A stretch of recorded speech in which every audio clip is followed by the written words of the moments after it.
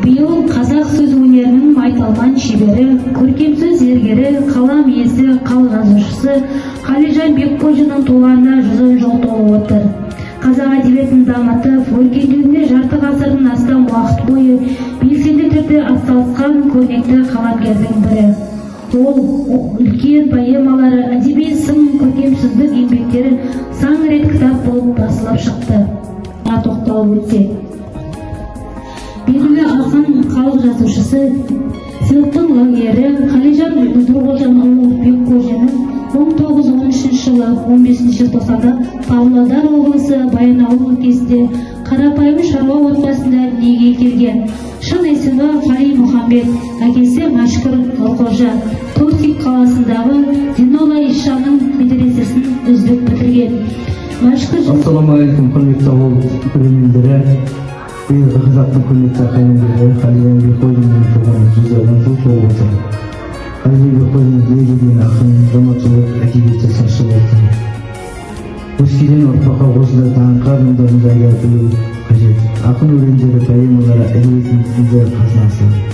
Ақынның артында қалған мол әдеби мұрасы әлі де талай ұрпаққа ұлттық рухты өрлетіп, адамгершіліктің қасиетті 1929 жылы комсомол қатарына өтіп, 1930 жылдың басында Ертіс бойындағы Ақсау ауылға мұғалім қызметін етеді. 1932 жылы 19 жасында Алданбы колхоз газетінде 8 наурыз әйелдер күніне арналған Тырнақалды өлеңін басылып шықты. Күні ұшты да теңізге қақты қанатын, дауысы кетті әлемге тасқындай тулап ағытын. Түйілді сонда жауына дауылды теңіз көгінен, ашылып шықты лапылдап жалынды жүрек кегінен.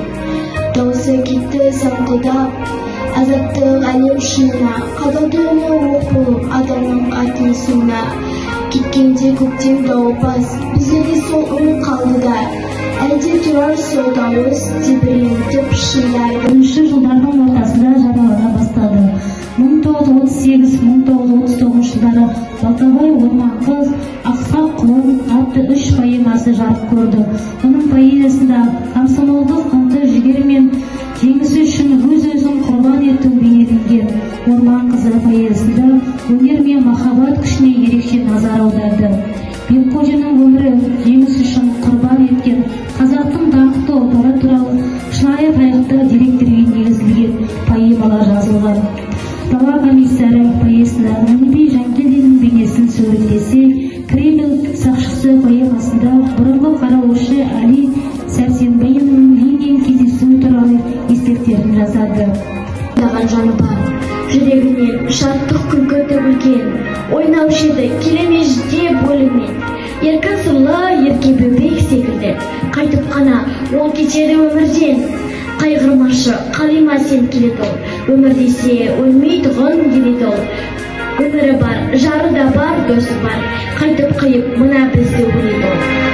1942 жылдан 1946 жылдың ақпанға дейін әскери журналист ретінде соғыста жүрді. Бұған дейін ол мектебінде оқып саяси құрбым курсының студенті болған. Ол әскери журналист болып жүріп, майдан туралы хабарлар жазып, жауынгерлердің рухымен қолдап, олардың жеңіске деген сенімдерін нығайтты. Соғыс кезінде ол біздің Қошқарбай, досымның есінде, әпкеме, қайта ашылған гүл және басқа өлеңдерін жазды.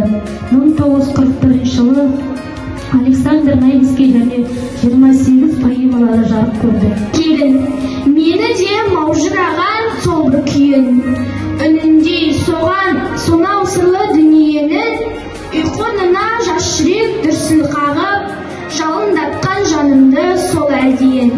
Ой қиял сырласқанда сеніменен, жорғалап сазбен талай шыққан елен, барармын сені шертіп майданға да, өлсем егер мен сені шертіп өлем.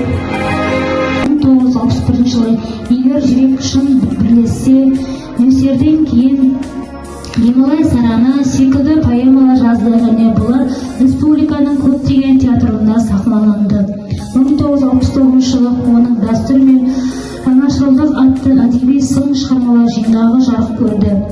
Қалижан Бекхожин көп уақытын көркем арналған жазушы. Ол Пушкин, Лермонтов, Некрасов, Маяковский, Байрон және басқа да жазушылардың шығармаларын қазақ тілінде аударған. Ісін келер қайта таналып, жаңғырғандай тез жылжыған өмірім, шыққан күннен күтем тағы жаналып. Мейлі түнде өкініштер сүңгісін, ардақтаймын құдіретті күн күшін. Жаңа шыққан күнге қарап қуанам, келгендей бір жаңа жаршы жылқысы.